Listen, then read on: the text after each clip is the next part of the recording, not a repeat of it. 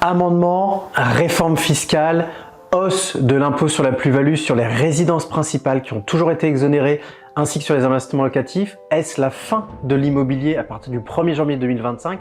C'est ce qu'on va voir ensemble dans cette vidéo. Je vous retrouve tout de suite après l'introduction. Bonjour à tous, j'espère que vous allez bien et que vous n'êtes pas trop perturbés malgré toute l'actualité immobilière qu'on nous partage sur les réseaux sociaux, dans la presse, sur ces derniers jours. Je tenais à vous faire cette vidéo qui est très importante pour vous aider à prendre du recul.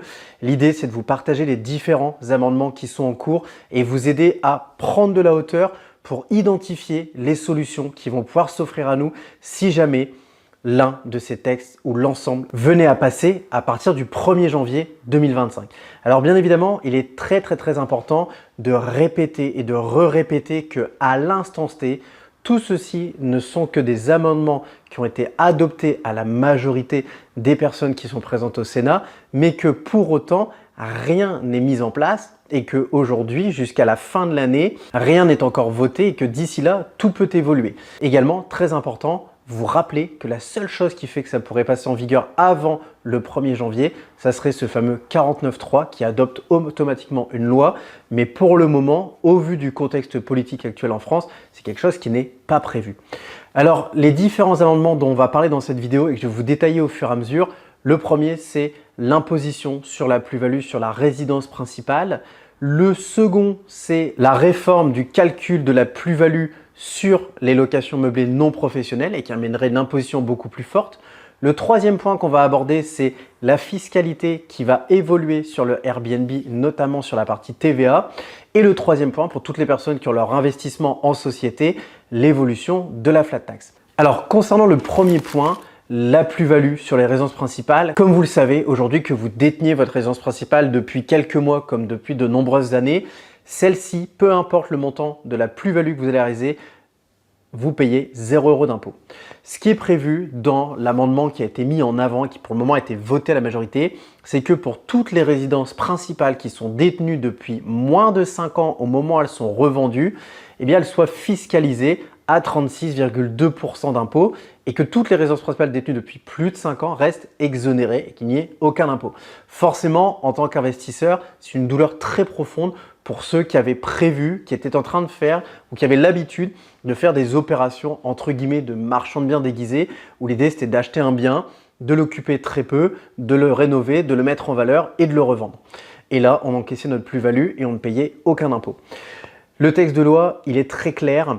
L'objectif, c'est non seulement de fiscaliser les résidences principales qui sont détenues moins de 5 ans, mais surtout en fait sur cette notion de venir rajouter une petite astérix. C'est de dire que cette notion d'imposition pour les résidences principales détenues depuis moins de 5 ans se fasse uniquement pour les personnes qui finalement ont vendu et n'ont pas réinvesti l'argent dans leur résidence principale. C'est-à-dire que si aujourd'hui, on achète notre résidence principale, par exemple on la garde 2 ans, et on la revend pour racheter une nouvelle résidence principale, alors on ne payera pas d'impôt.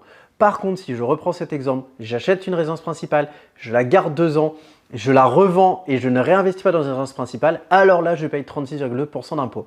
Donc déjà, il y a une petite information à aller chercher à ce niveau-là et qui n'a pas forcément été diffusée sur les réseaux sociaux ou dans la presse, c'est cette petite astérix. Le deuxième point également qui est important, c'est que depuis tout à l'heure, je vous parle de durée de détention. Mais en réalité, le texte va un peu plus loin. On va parler de durée d'occupation. Parce que c'est-à-dire qu'on pourrait très bien se dire, j'achète mon bien, hop, je l'occupe pendant 1 an, je le mets en location pendant 4 ans, hop, j'ai mes 5 ans, je le réoccupe pendant 1 an et je le revends. Et là, du coup, sur le papier, j'ai 6 ans de durée de détention et je ne paye pas d'impôt. Et bien là-dessus, pareil, l'État va être très clair. On ne va pas parler de 5 ans de durée de détention minimum, on va parler de 5 ans de durée d'occupation.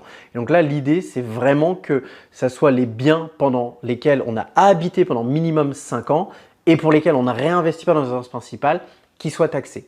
Donc ça, pour ce premier texte de loi, gardez bien en tête qu'il n'est pas approuvé pour le moment, mais que s'il est approuvé tel qu'il est rédigé, c'est de cette façon que ça va se passer. Donc, pour tous ceux qui sont propriétaires occupants, qui avaient prévu de déménager ou de faire une belle culbute sur leur investissement pour réinvestir dans une nouvelle principale, soyez rassurés, si le texte reste comme ça, vous paierez toujours 0 € d'impôt, même si ça fait moins de 5 ans que vous l'occupez au moment de revendre.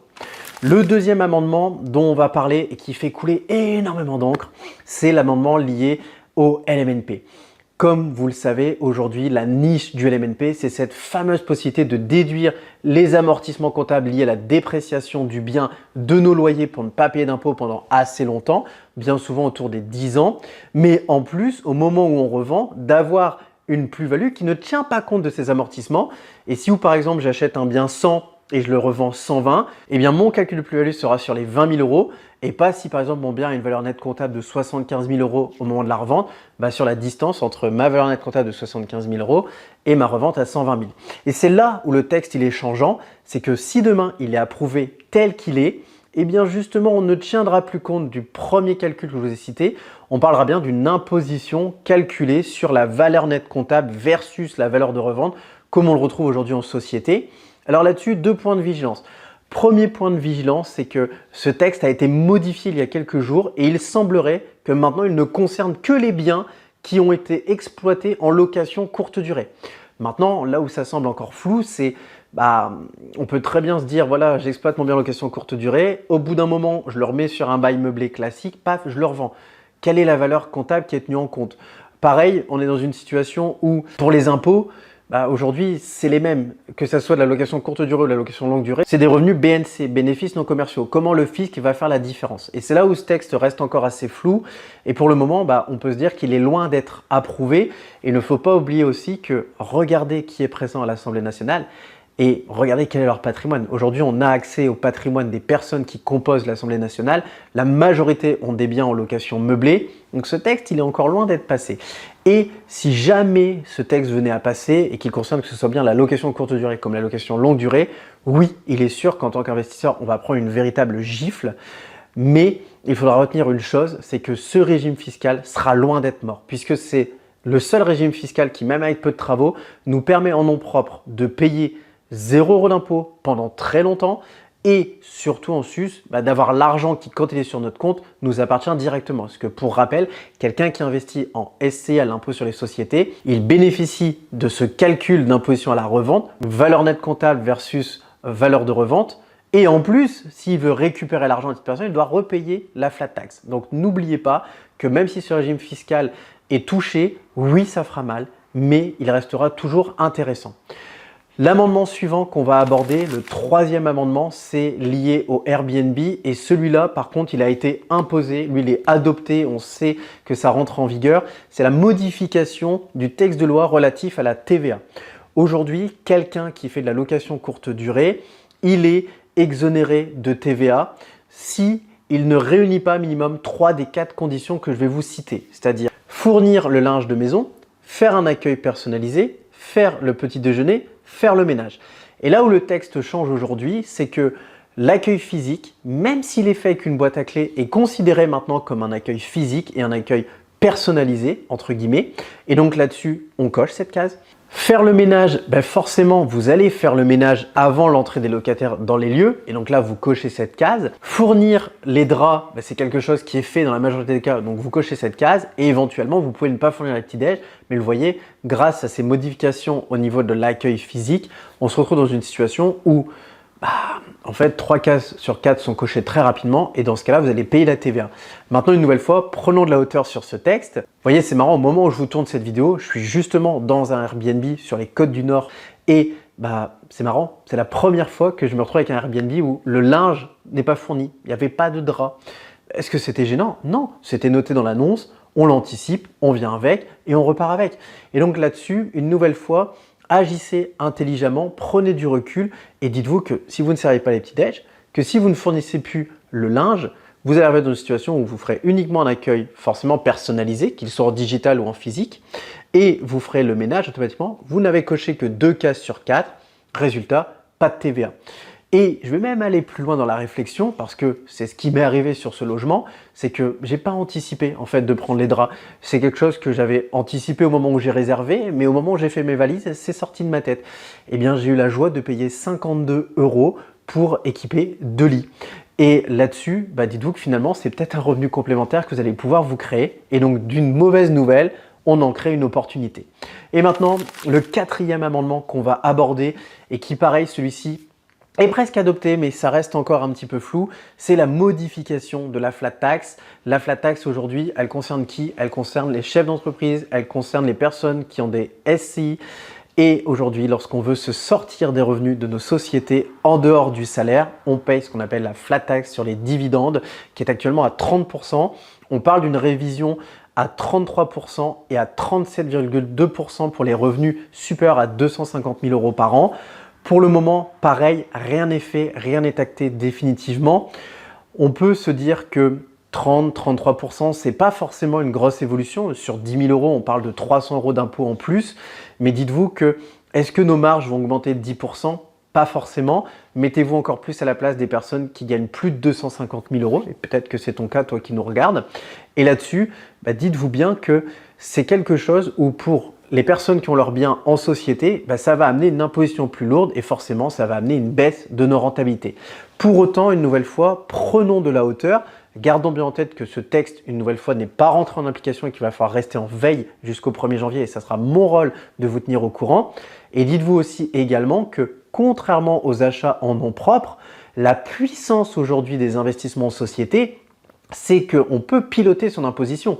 En effet, quelqu'un aujourd'hui qui va encaisser de l'argent et des bénéfices en nom propre, il n'a pas le choix. Il paye sur ce qu'il encaisse. C'est comme un salarié, vous recevez votre salaire, hop, on vous retire tout de suite vos impôts et vous dépensez ce qui reste. En société, c'est l'inverse. On ne paye notre imposition non seulement que sur ce qu'on n'a pas consommé, et en plus, sur la partie dividende, on ne paye que sur ce qu'on veut se retirer. Ça veut dire que demain, prenons l'exemple de quelqu'un qui encaisse 50 000 € de gains, sur la partie non propre, elle sera fiscalisée sur les 50 000 € de gains.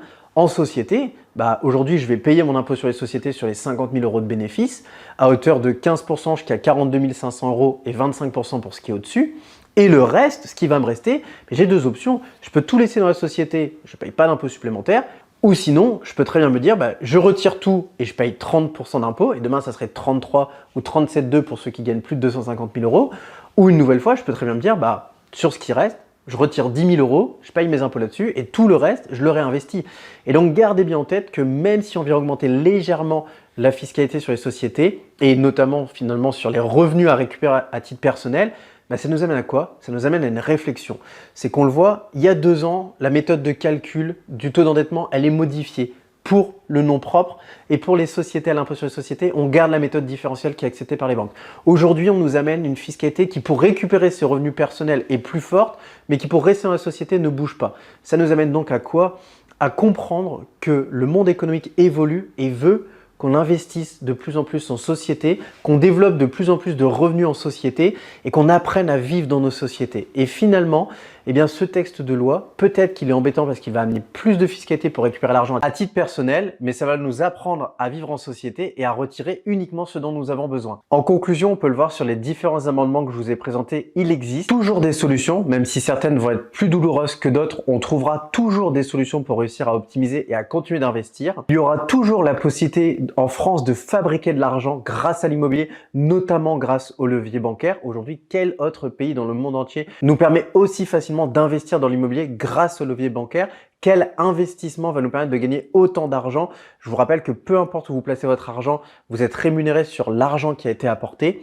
En banque, vous mettez 10 000 €, on vous prête 100 000 € et vous êtes rémunéré sur les 100 000 €. L'immobilier, c'est vraiment le vecteur d'enrichissement numéro 1. J'en suis la preuve. Je suis sûr que tu en es la preuve également. Et je vous invite d'ailleurs à me partager vos réflexions en commentaire, à me dire si cette vidéo vous a plu. Vous pouvez compter sur moi pour vous tenir au courant jusqu'au 1er janvier et même après des évolutions légales qui vont arriver et au fur et à mesure pour venir analyser à vos côtés les amendements une fois qu'ils seront définitivement approuvés. Pour ça, n'oubliez pas de vous abonner, c'est très important et je vous dis à très vite pour une prochaine vidéo.